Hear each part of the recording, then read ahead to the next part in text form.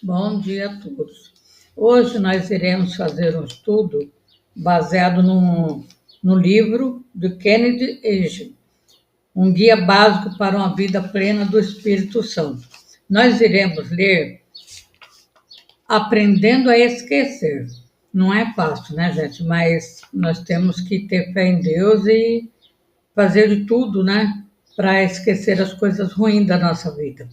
Não que já a tenha alcançado, aprender a esquecer. Não que já tenha alcançado o que seja perfeito, mas prossigo para alcançar aquilo para o que fui também preso por Jesus Cristo.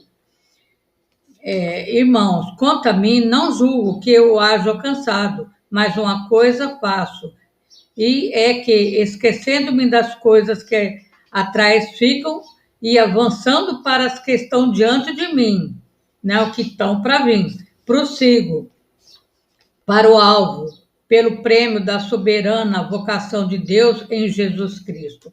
Filipenses 3:12. Existem duas coisas que quero destacar nessa passagem, que Paulo escreveu à igreja de Filipe. Primeiro, esquecendo-me das coisas que atrás ficam.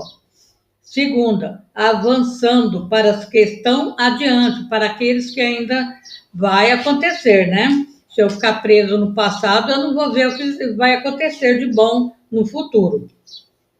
Antes que possa prosseguir em sua caminhada com Deus, você deve esquecer o que ficou para trás. Nesse capítulo que nós estamos lendo, mostrarei como Paulo, anteriormente conhecido como Saulo de Tarso, teve de esquecer seu passado de perseguidor de cristão para ministrar de forma efetiva. Vamos notar o que Paulo falou sobre si mesmo na carta ao Timóteo. Timóteo 1:11-16. Conforme o evangelho da glória de Deus, bem-aventurado que me foi confiado, e dou graças ao que me tem confortado, a Jesus Cristo, segundo nosso Senhor, porque me teve por fiel, pondo-me no ministério, a mim que dantes fui blasfêmio e perseguidor, opressor, mas alcancei misericórdia, porque eu fiz ignorantemente na incredulidade. E a graça do nosso Senhor superabundou com a fé e o amor que há em Jesus Cristo. Esta é uma palavra fiel e digna de toda aceitação, que Jesus Cristo veio ao mundo para salvar os pecadores, dos quais eu sou o principal. Ele perseguia mesmo, né? Então, Deus perdoou ele. Ele não podia ficar continuando só falando do passado dele, senão ele não ia fazer o ministério de Jesus Cristo, né? Mas por isso, alcancei a misericórdia, para que em mim, que sou o principal, Jesus Cristo, mostrasse toda a sua longanimidade para exemplo dos que havia de crer nele para a vida eterna. Agora, em Atos 7:58, a palavra de Deus deixa claro que Saulo estava presente quando Saulo foi perseguido, né? E ele não fez nada para ajudar. Então, gente, ele teve que esquecer que ele era perseguidor, ele teve que mudar as suas ideias e aprender a esquecer. Então, como que a gente faz para aprender a perdoar aqueles que nos perseguem? Como vocês acham? Intimamente ligada à ideia de aprender a esquecer, está de aprender a perdoar. Esse perdão é duplo. Você não somente deve aprender a perdoar a outros, como precisa aprender a perdoar a si mesmo, né? Note que o que Jesus disse sobre o perdão no Evangelho de Mateus. Mateus 18:21. Então Pedro, aproximando dele, disse: Senhor, até quantas vezes pecará meu irmão contra mim e eu lhe perdoarei? Até 7? Pedro parecia desejar responder a própria pergunta. Era uma boa pergunta, não é mesmo? Será que continua sendo pertinente até hoje ou era um problema apenas das pessoas daquela época? Vocês acham que era? Eis a resposta de Jesus. Jesus lhe diz: Não te digo que até 7, mas até 70 vezes 7, ou seja, 490 vezes. Agora vamos ler o Evangelho de Lucas. Note que Jesus fala sobre a mesma questão, né? Lucas 17, 4. Se pecar contra ti 7 vezes no dia, e 7 vezes no dia vier ter contigo, dizendo: Arrependo-me, perdoa-lhe. Arrependendo-me, perdoa-lhe. Se você comparar os dois textos, verá que a expressão até 70 vezes 7 em Mateus e 7 vezes em Lucas refere-se a um dia e não a toda a vida. Num dia você pode perdoar várias vezes a pessoa. É difícil, não é? Não é fácil perdoar, né?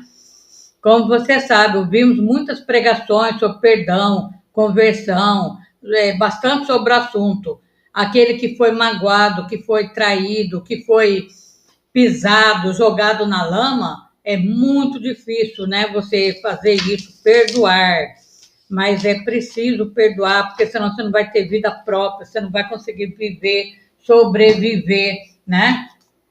Então, a gente tem que aprender a perdoar aqueles que nos humilhou, nos traiu. E não é fácil, gente, mas vocês têm que ter o quê? Você tem que ter paz, né? Você tem que ter a paz em Deus para você prosseguir na vida. Se você não perdoar, você vai ficar o quê? Doente. Você não vai ter paz nem para crescer, nem para fazer nada na vida, né? Então, quando a gente tem que mudar de rumo, perdoar e mudar a nossa mente, né? Como pode alguém ser considerado justo diante de Deus? A gente fica pensando isso, né? Com tanta coisa errada. Como pode o pecador ser justificado? Somente por meio de Cristo podemos ter harmonia com Deus e com a santidade. Mas como chegar a Cristo? Muitos fazem a mesma pergunta que outros fizeram no dia do Pentecostes. Quando convencidos do pecado, exclamaram: que faremos? A primeira palavra é o quê? Arrependei-vos dos seus pecados, perdoa as pessoas que te fizeram mal. Em outra, para você ter paz de espírito, mudar a sua vida. Em outra ocasião, logo depois disso, ele disse: arrependei-vos para seres cancelados os vossos pecados. Atos 3:19. Você tem que arrepender o quê? Pedir para Deus tirar esse ressentimento do seu coração, essa tristeza que você carrega, que não deixa você avançar, não deixa você crescer, a sua área está toda fechada, você não vê caminho, você não vê saída, né? Então é só Deus mesmo, gente, para nos ajudar. Não é fácil, mas nós temos que ter fé em Deus. O arrependimento inclui a tristeza pelo pecado, o afastamento dele. Não abandonaremos o pecado enquanto não reconhecermos quão perigoso ele é.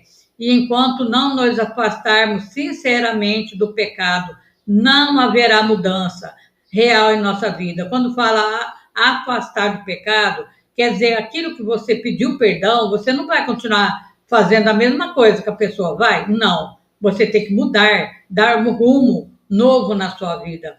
Muitas pessoas não compreendem a verdadeira natureza do arrependimento, lamentam seus pecados e até procuram fazer alguma mudança na sua forma de viver, né? Por medo de que seus erros lhe causem maior sofrimento. Mas o que a Bíblia nos ensina? Que nós devemos nos arrepender, né? Viver uma vida nova. Mas isso não é arrependimento no sentido bíblico. Essas pessoas querem evitar o sofrimento, mas não o próprio pecado. Esse foi o tipo de tristeza de Saul, quando viu que o direito de primogenitura estava perdido para sempre. Balaão, aterrorizado pelo anjo que bloqueava seu caminho com uma espada na mão, chegou a reconhecer sua culpa com medo de morrer, mas não teve um arrependimento genuíno, um arrependimento verdadeiro, né?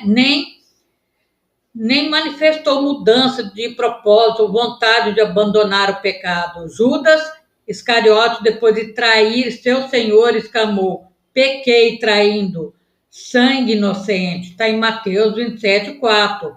A confissão brotou de uma mente culpada por um terrível senso de condenação e pelo temor do julgamento que o aguardava. As consequências o enchiam de pavor, mas não havia uma tristeza profunda, nem um coração quebrantado por haver traído o imaculado Filho de Deus e negado o Santo de Israel. Faraó, quando sofreu o juízo de Deus, reconheceu seu pecado apenas para livrar-se dos maiores castigos, mas voltou a desafiar o céu. Assim que as pragas foram suspensas, muitos de nós fazemos a mesma coisa.